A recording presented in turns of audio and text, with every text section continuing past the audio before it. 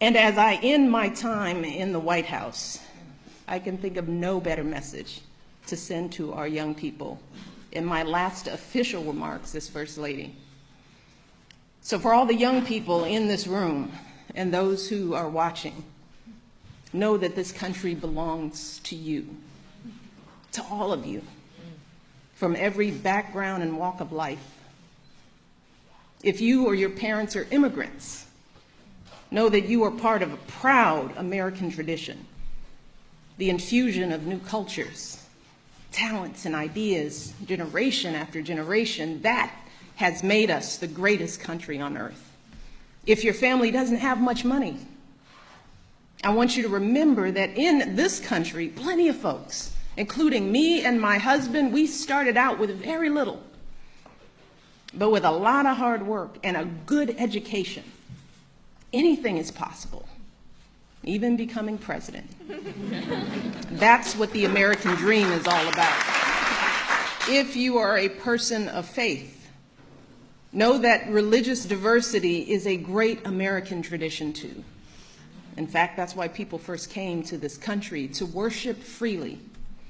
And whether you are Muslim, Christian, Jewish, Hindu, Sikh, these religions are teaching our young people about justice and compassion and honesty.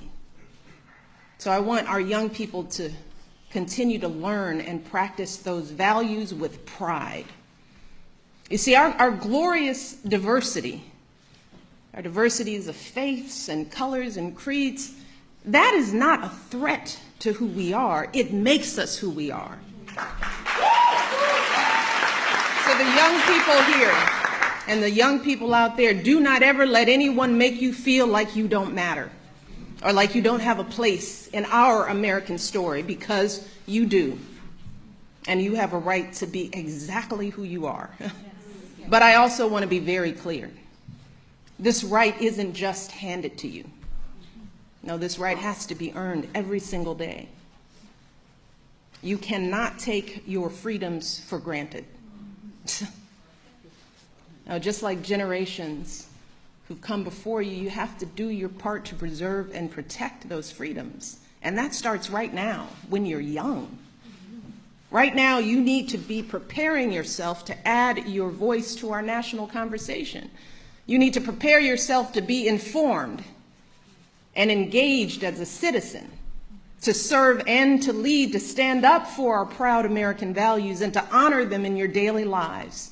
And that means getting the best education possible so you can think critically, so you can express yourself clearly, so you can get a good job and support yourself and your family, so you can be a positive force in your communities. And when you encounter obstacles, because I guarantee you, you will, and many of you already have, when you are struggling and you start thinking about giving up, I want you to remember something that my husband and I have talked about since we first started this journey nearly a decade ago. Something that has carried us through every moment in this White House and every moment of our lives. And that is the power of hope. The belief that something better is always possible if you're willing to work for it and fight for it. It is our fundamental belief in the power of hope that has allowed us to rise above the voices of doubt and division, of anger and fear that we have faced in our own lives and in the life of this country.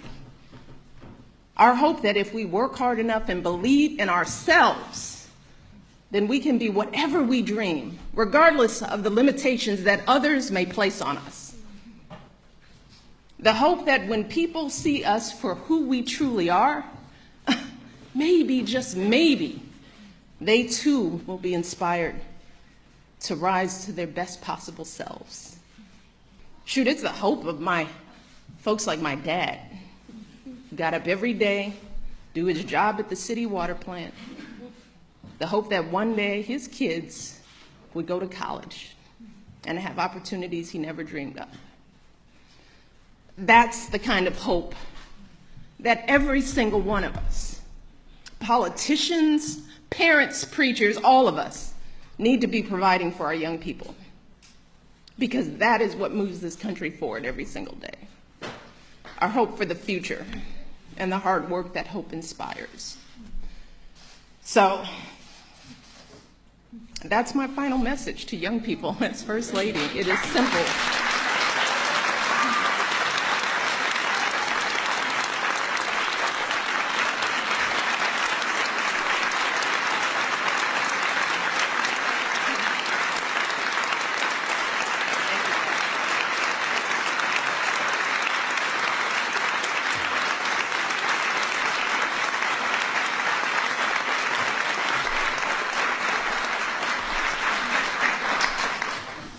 I want our young people to know that they matter, that they belong.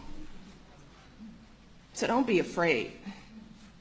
You hear me? Young people, don't be afraid. Be focused. Be determined. Be hopeful. Be empowered. Empower yourselves with a good education. Then get out there and use that education to build a country worthy of your boundless promise. Lead by example with hope, never fear. And know that I will be with you, rooting for you and working to support you for the rest of my life. And that is true, I know, for every person who is here today, and for educators and advocates all across this nation who get up every day and work their hearts out to lift up our young people.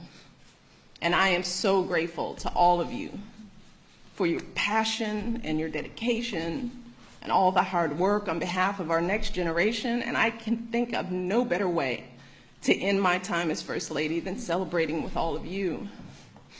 So I want to close today by simply saying thank you. Thank you for everything you do for our kids and for our country. Being your First Lady has been the greatest honor of my life, and I hope I've made you proud. Thank you.